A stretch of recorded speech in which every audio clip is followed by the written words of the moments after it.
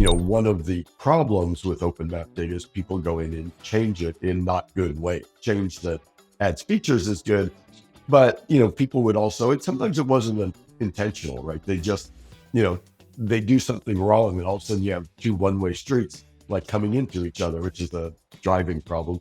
But sometimes it was malicious, and there were some famous cases where cities got renamed and things like that. And so that's a concern. Welcome to another edition of Cloud Unfiltered. I am your host, Michael Chenitz, and today we have Marc from the Overture Maps Foundation. Why don't you introduce yourself, Marc? Thanks, Michael. Yeah, my name is Marc Prioleau, and I'm the executive director of something called the Overture Maps Foundation, which was started in December of 2022 to build open map data. So we're a nonprofit open data project, which is a little different than open code, focused really around building open map data. That sounds really interesting. First of all, why don't we talk a little bit about what the solution is? Is it, it sounds like from what I've read about it is that it's a massive mapping solution that consists of a lot of different things, but also a lot of developer components. So maybe you can kind of just fill us in what it actually Yeah, is. yeah, and I mean to take a step back and kind of say why this and why data as Yeah, opposed even to better. code. So maps, is pretty much everyone knows maps have become a pretty important horizontal capability, especially around mobile technologies, but also around analysis and everything else. So maps have become more valuable and important. But one of the things that's sort of a truism in maps is maps are hard. They're hard to build. And there are a couple fairly public examples of companies trying and failing. And the part that's one step deeper than that is if you look at maps and what people think, there's a software package that sits there and that does the routing or the map rendering, but that sits on a massive data pile. And that data is really hard to collect. It's always changing because the world always changes and it needs to update with the world. And for better or worse, in the last 20 years, the world just seemed to have sort of an insatiable appetite for more data. And so when you approach something like mapping, one of the things that we felt when we started it was that the way to approach it was by taking on the hard thing. And the hard thing is building these map data layers as open data. And our thought is if you can do that part, then it allows people to add other data on to enrich it and build the software. But that's stuff more people can do. So what was the kind of bang your head against the wall moment that kind of created this solution? Because, obviously there are companies like with, big mapping solutions. Google comes to mind, obviously, Yep, some of sure. the other companies that are out there. What made you kind of finally come together and create this solution? So it was interesting. So the company was founded in December 22 by Meta, Amazon, AWS, Microsoft, and TomTom, the Dutch mapping company. And so all big companies, but all companies that for sort of independently had come to the conclusion that the way mapping was going to go was to be built on a base of open data. And maybe the best way to explain this is if you think about a type of mapping, and most people are most familiar with roads, right? For we're doing directions. There's one layer of that map data, which is the road, right? And there's a road out here, there's a road probably by where you are. And those don't change that much. It's fairly hard to keep them up to date and things like that, but there's a road network. What's really changed in applications that people expect is all the data that's attached to that road now. And if you think like your experience now versus 20 years ago, now you want to know which lane to get in to turn and which way to go depending on traffic or what traffic might be at rush hour, something like that. And all that comes from additional data that's been appended or added to the basic road network. And so if you think about that structure with a base of data that's stable-ish, not 100% stable, but stable-ish, and then a bunch of value-added data that can be attached to it, then where you go in an open project to say, let's make that base open and share, because honestly, no one's differentiating themselves on it. No one's winning or losing on it. And for a variety of reasons we can talk about, it's become easier to build those in a collaborative way than in a single way. And so that was kind of the aha moment. One of the interesting things is before I did this job, I was at Meta and Facebook before that. and help put together what became Overture. So in some ways, I've been doing this job for about 10 months, and in other ways, it feels like it's been about 2.5 years. So, but the thought of that idea, and that kind of alignment around, for this industry to keep going, parts of this data has to be open and shared, and we can collaborate on, was pretty widely held. I mean, most people I talk to in the industry nod their head pretty quickly and kind of agree with that model. Yeah. So is there this model? Is it being consumed by some of the bigger mapping solutions that are out there? Yeah, we're just starting to. So what we did is we launched in December 2022 with only 4 companies. We In April we put out our first data set, and maps are sort of thought of in layers. And so one layer is the transportation layer, so road networks. Buildings is another layer. Boundaries like city and county and state boundaries is another. Addresses is another. Places of business is another. So we started working on that, and we put out our first data set. Honestly, it was really mostly because you're trying to build a mechanism with contributions from many different companies. At the time, we were probably up to 10 companies. And it's just the coordination of the social experiment, the experience of it was hard. But we learned to put it out. And then we learned to put data out on a monthly basis. And we started building these base layers. So a roads based layer, places based layer. And we built them as open data. So they're licensed under open source licenses. Anyone can use them and put them out. In April, in fact, April 16th, we just came out with our first thing where we moved it from alpha, which meant go ahead and play with it, but you're kind of at your own risk, to beta, which said we think the data is pretty stable.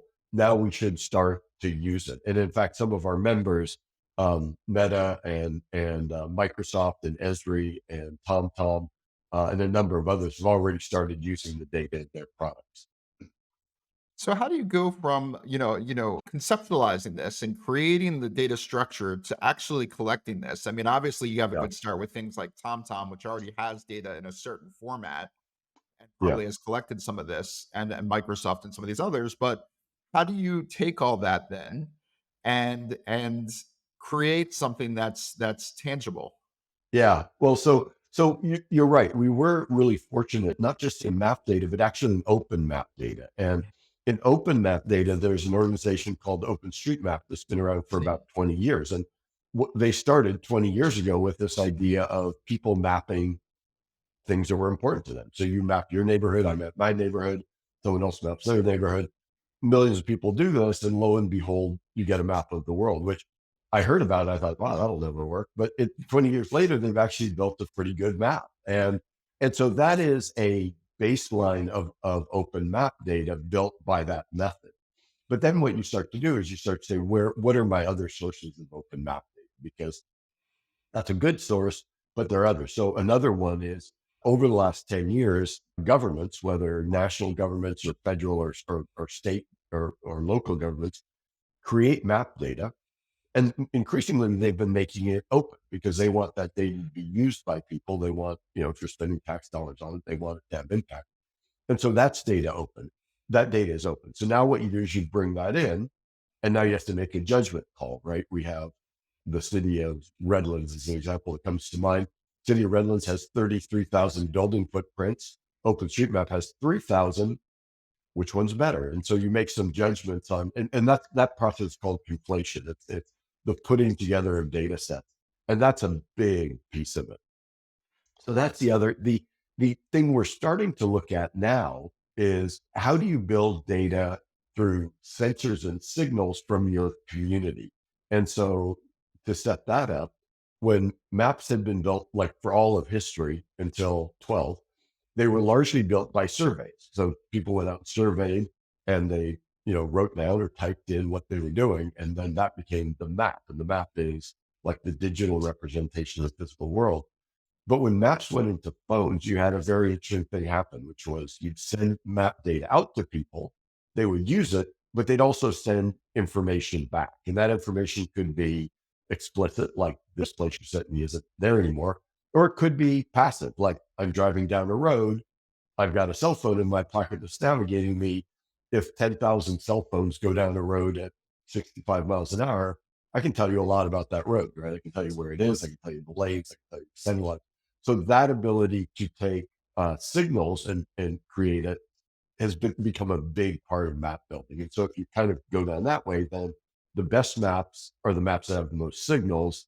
To get the most signals, companies should collaborate and work together and basically aggregate audiences across a bunch of different applications. So that was kind of the where it came from. Yeah, it's interesting. It's funny because you see this announcement that like, Tesla is now giving people a free month to test out their autopilot, and their Yeah. their nav. And being in tech, I know what this is. This Yeah. is I have new AI I want to train. The fastest way I could train this data is to Yeah. give everybody a free month because Yeah. that's going to train it for me.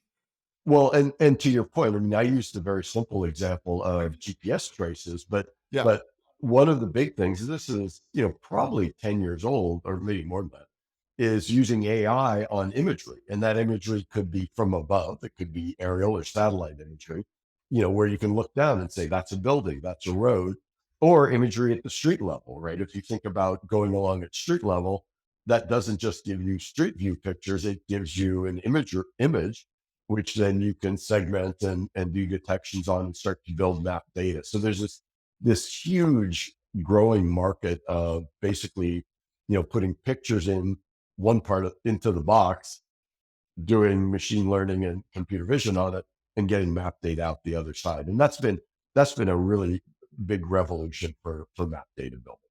But again, those types of things I think are very hard for people to do at scale. But there again, that's where in collaboration you can build that.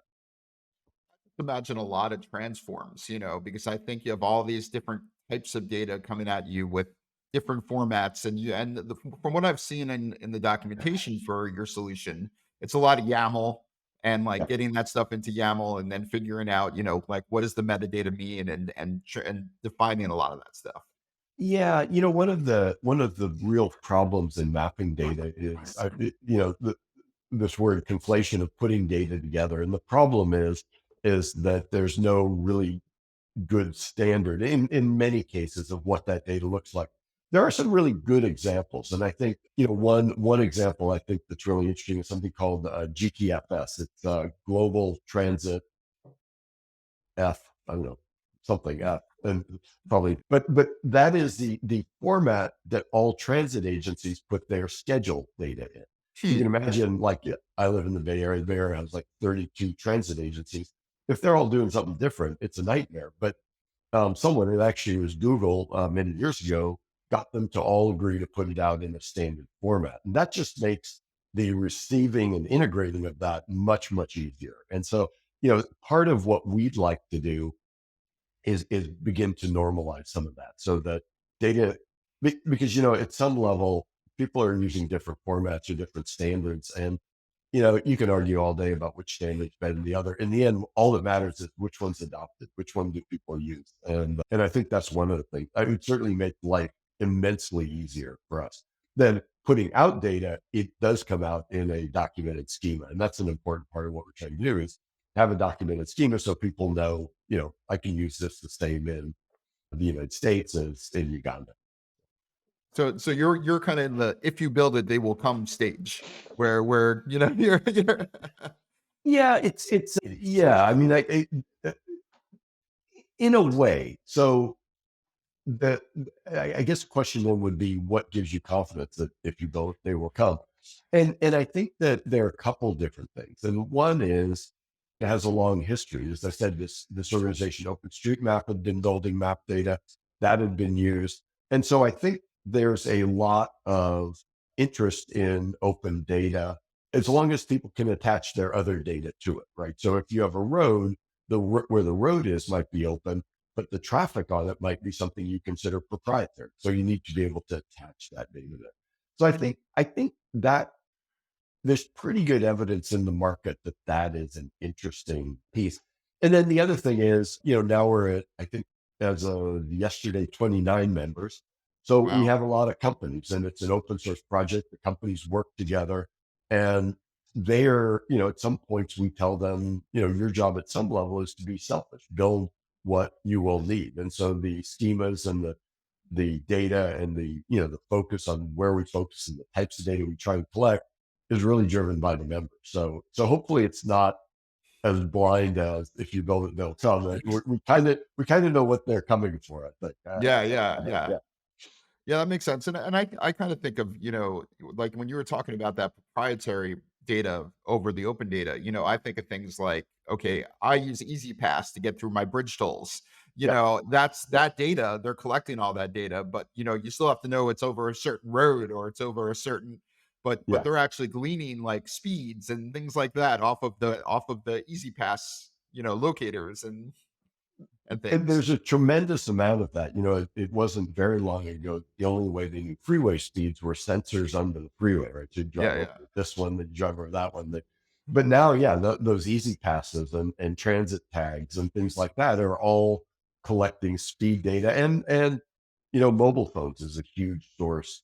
If you think about Waze and there were others, but Waze is one I think everyone knows. Yeah. Waze's great innovation was building traffic based on sensor data from their users. And it's you've got some privacy issues. You got to deal with those because you don't want to know, you know, your location. But in aggregate, if I have 1,000 cars going down the freeway, I can aggregate those out and come out with traffic data that is pretty privacy. Yeah, that was great, and the other thing that they did, I think, were probably one of the first was to mark like there's a problem on the side of the road. There's police. There's whatever it Yeah. is, Yeah. and I, Well, yeah, and that's actually so one of the big things in mapping is, let's say you get these roads and let's say they're open, let's say we all agree to collaborate and we build them. And when you find out that there's a new road over here, a new subdivision, you're willing to contribute that and vice versa.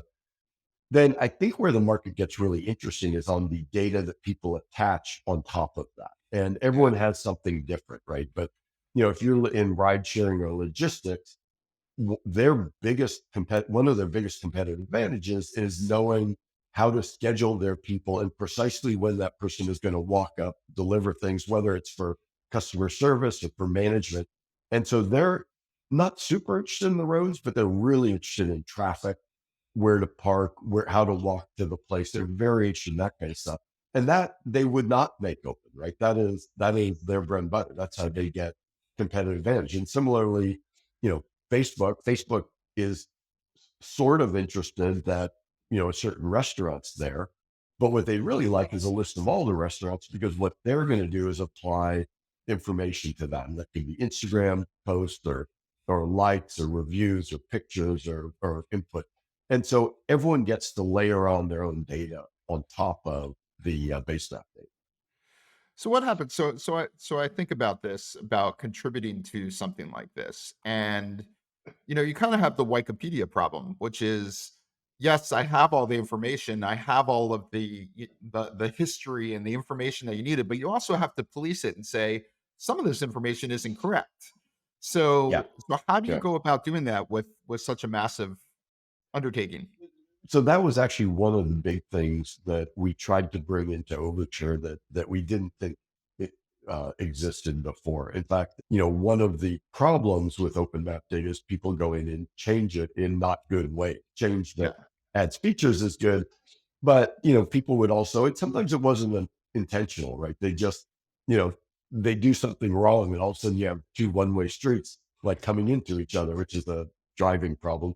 But sometimes it was malicious, and there were some famous cases where cities got renamed and things like that. And so that's a concern. And so the ways people had been going with it is sort of the community open source, many eyes make shallow bugs philosophy. For a lot of the companies that we were working with, that was sort of a good start, but maybe not all you could do. And so one of the things that we started, actually probably 2.5 years before Overture, when I was at Facebook, we started working with about 5 or 6 other companies to start taking open data and just running it through validation checks and just looking at things that would flag either like profanity, right? People name things profane things, or they draw bad words in land cover. I mean, people are immensely creative, or they break things. They don't connect things. And so we, with about 5 other companies, developed about 60 checks to take the open data, put it through, and that would flag quality checks. And I think one of the things for open map data to really work, you've got to give people that sense of confidence that it's good. I mean, to give you another example, if you think of places data and you and I run competing restaurants, you don't want me being able to edit your restaurant entry, right? I'd move it over to the dump or something like that. You might do the same thing. So you don't want to do that. So you want to start thinking through, how are you going to get authoritative data, or how are you at least going to look at signals statistically to say that restaurant's still there and hasn't been moved?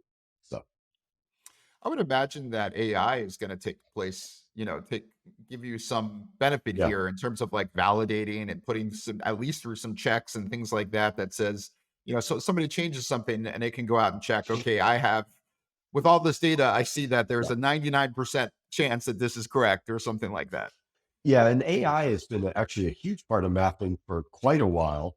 But one of the biggest applications has been in sort of computer vision detection Sure. through imagery. So we have aerial imagery, and there's been really some amazing work on detecting, that's a roof, that's a road, whatever it is.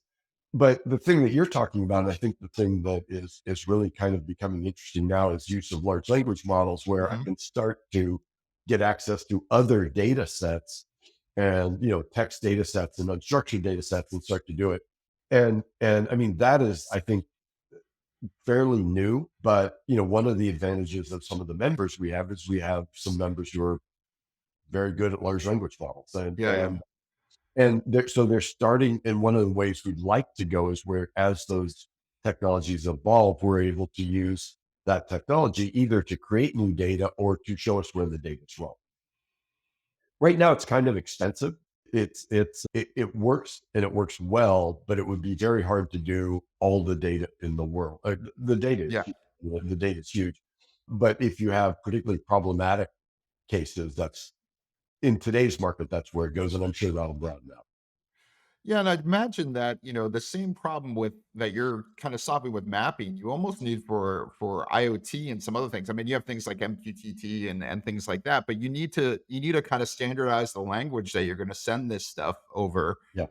because at some point I envision within probably the next even 5 to 10 years, you're going to have all this data of gathering on the roads and gathering on Yeah. because vision isn't just going to be in electric cars. It's going to be in everything coming up. So computer vision will be pretty much everywhere. Yeah, and it's funny because when I got into this business, almost 20 years ago, and back then there were two companies made proprietary map data. It was highly guarded, highly prized, and it was made mainly by surveying. I mean, people would go out and look, and you'd drive, and I'd have my computer, and we'd like go like this, and we'd survey the world, and so the best maps belong to the companies with the biggest survey teams. That was kind of how it is. But if you kind of fast forward to now, where a lot of this data is going to be created by sensors coming back, and we see this even today. I mean, the best traffic data comes from the systems with the most cars on the end of it, who can tell you, like, with great granularity, what's the traffic doing. And that's where I think you see things where, like, an accident happens, and within minutes, your map is reflecting that traffic pattern. So, if you think about that, if you're a car manufacturer, would you want that traffic data from only your brand of cars, or is it maybe better to have all the cars in there, or an open data set? And I think, you know, it's funny. I mean, as you talk to people about it, everyone gets where this is going. And I think that's been one of the benefits we've had. Getting on the path to get where you're going can be hard because people have to collaborate and do things like that. So but everyone kind of agrees on where the thing is going. So if we step back a little bit and somebody wants to consume this data, first of all, how would they go about doing it? Is there like a developer SDK? How do they Yeah. consume? Yeah. So we only make data. So we're not making the software, and the software would be things that render maps or things like that. So we make the data. We put it in the cloud in a couple different places. We put it, you might guess, Amazon and Microsoft are founding partners. But we're also looking at putting it in a number of other environments. We we're actually working on a couple other cloud environments where we'll put it. So the data is free. It's under open source licenses, so anyone can download it. We do put it in a cloud native format called GeoParquet. That was a little different, and we has not been unanimously welcome in the mapping community. I mean, Maybe the just step back and explain what that is for 2 seconds to people that don't know. so GeoParquet is a cloud native format that allows you to store your data in the cloud and then go through in a partitioned way and kind of look for the data you want, query it, understand what's there, and then download the data you want, Gotcha. as opposed to, a big blue button that says download, and then, this is not small data. This is, Yeah. terabyte. It can be like 200 gigabytes of data and stuff. And so when we started this, most of the industry had sort of, you hit a button and you download a big file, and then you take that and put it into your software.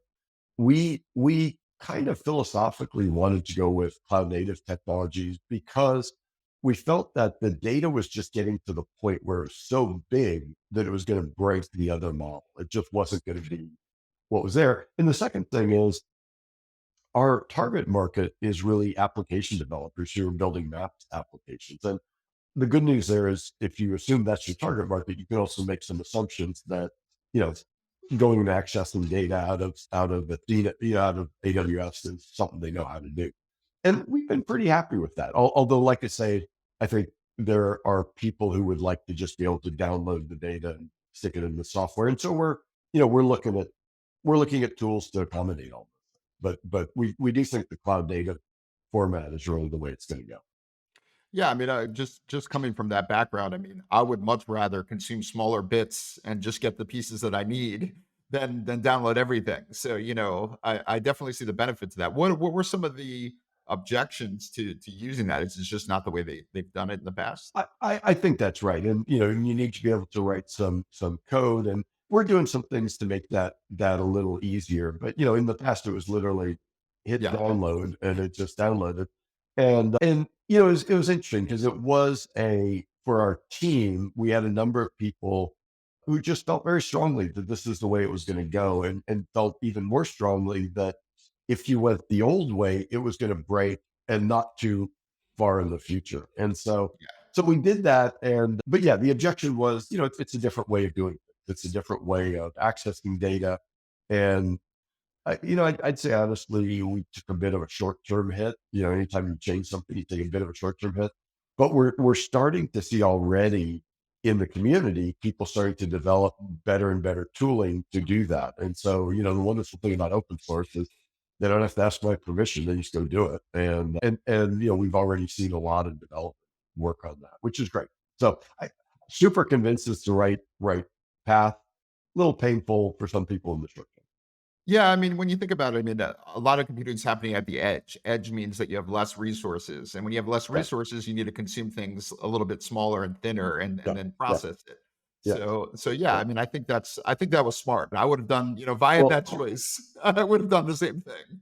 and the other thing that's happening with map data, if you think back, to, I'm sure neither of us remember paper maps. We're much too young for that. But if you think back to paper maps, like when was the map data created versus when it was consumed? I mean, I don't know years, how we got 10 anywhere years? back then. Yeah. But I mean, yeah, you had your maps there and you pulled them out. But I mean, the map data creation and the map data consumption could be a decade apart, right? But now, you think about like what the appetite of the public is. Like if the world changes, users want to know about it like that. And just had the key bridge in Baltimore break. Yeah. Well, in your paper map, right, you'd be out of luck for next 10 years, right? Until that fixed. But in digital maps, and people have gotten more sensitive to that gets fixed in minutes. I mean, that gets fixed very, very quickly. And I think that's what people start to expect, right? If you had gone the next day and hadn't watched the news or heading over the Francis Scott Key Bridge and it was there, you'd be like kind of mad at your navigation app. And so that's what people expect. And so I think there again it comes to, you don't just download the data once, you download it like over and over. So, I listen, I won't order from a place if I can't order on my phone to get a restaurant these days. If I have to call somebody, that's way too much. it's really amazing. And I try not to sound like the old cranky guy, but it hasn't been that long, right? Yeah. Like it hasn't been that long that these things were true. But what we've seen recently, if you just think in the last 5, 10 years, like the apps are getting better and better. And whether it's routing or with real time traffic, and think how that's going to go to autonomous vehicles or local search. It's like, oh, why'd you tell me about that place? That place is closed. How come you didn't know it's closed? How come you didn't know it didn't have this side? It's like people are getting very as the data gets better, the apps get better. And the part that's always amazing to me is people's expectations, just like they go like it was right up to the top of what it can do and then ask for more. And so I think that, that puts more, if you think what that does, it says, okay, so then our data needs to be super interactive. We need this constant flywheel of sending you data and assessing how it was used to see if it was still good. And I think if you kind of look at where Map's going, that's where it's headed. So, So I just it made me think though. I mean, so you guys are creating this massive database and have all this data, but what if somebody wanted to use this kind of solution privately and open too? Could they use the same format and create their own little repository somewhere of like maybe their internal Wi-Fi, maybe their internal building maps, maybe their internal, yeah. So yeah, yeah. What we've developed is there. We think of it in a couple different parts. One part is the data, so that would be the roads or the addresses. All that data is put in a schema, and so we documented the schema, and that actually has been a lot of work over the last Yeah, year. I I mean, imagine. but we think we're. The engineers get mad if I say we're at the end of that, but we've done a lot of work. But so it's all put in a schema, and so that is all open source license. So if someone wanted to take that and build, I don't know, something else privately with our schema, they could. I mean, that's the great thing about open source is that's Sure. fine. And then the other part that's really important is we have this thing called the Global Entity Reference System of GERS, which is not a great acronym. But what that is, if you think about a map, if each entity in that map, so a road segment or a building or an address or a administrative boundary like a city, if that has an identifier, a unique identifier that says that thing is this identifier, now if I want to add data to that, whether it's reviews or drop off points or flood inspection reports or whatever, I can pretty quickly add it to that unique identifier. So that's the other thing we're really pushing is that idea of an entity identifier to attach data to the base maps. And that could be open data or not open. Probably in most cases, not open data. And what about, I mean, is that associated to things like GPS location and then some kind of metadata? Is that how it works? It's not. I mean, it is in a way, but it's really associated to the entity. And so the problem we're trying to get is let's say I have a restaurant. I'm doing a places database, and let's say I go over here and I get menus, and I go over there and I get reviews, and I go over there and I get ratings, and I go over here and get pictures. Very often what they'll do is those pictures will be associated with that restaurant by the name and address. So now I've got to take that address, I put it into a geocoder, I get a lat long. Now I start putting them, but what if like one's here and one's here? Are those the same or are they different? And so Mhm. the problem is that conflation, the word people use for it, is that conflation of data is hard and imprecise. And I mean, it's just like if you talk to anyone in mapping, it's like, don't like talking about it. And so that's one of the things we're trying to change is make a open worldwide and entity based standard. So in answer to your question, it does have a component of it that's tied to location, but it's not. We're not just the problem with GPS is like take it out to enough decimals. No two GPS or lat longs are the same. So now you have to decide are those the same thing or are there something different? So So we're getting towards the end here. Any final words of wisdom or what you'd like people to do? Can they contribute somehow?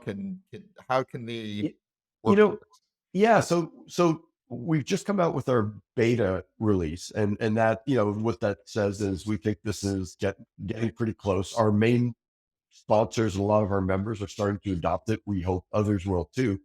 There are a couple ways to participate, and one is if people have data that they want to make open to help update the base layers, that is what the organization will do. But the other part gets to this thing I just mentioned, which is associating data to the base layer, because That's actually any sort of spatial data. And I think a lot of people have data.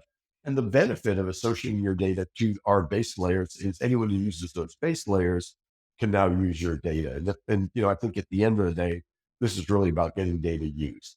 So, Well, thanks so much for coming on. This has been a really, really interesting one. And you know what? I've actually been way more interested to hear about what's going on in this area than I thought I would initially. And it's really interesting. maps are fun. I mean, but I mean, all kidding aside, I mean, the nice thing about maps is everyone deals with them, right? And they may not like them, but everyone kind of deals with them. So everyone, at some level, understands what you're talking about on these issues. Well, thanks again for coming on the show. It's been a pleasure. Great. Thank you very much, Mike.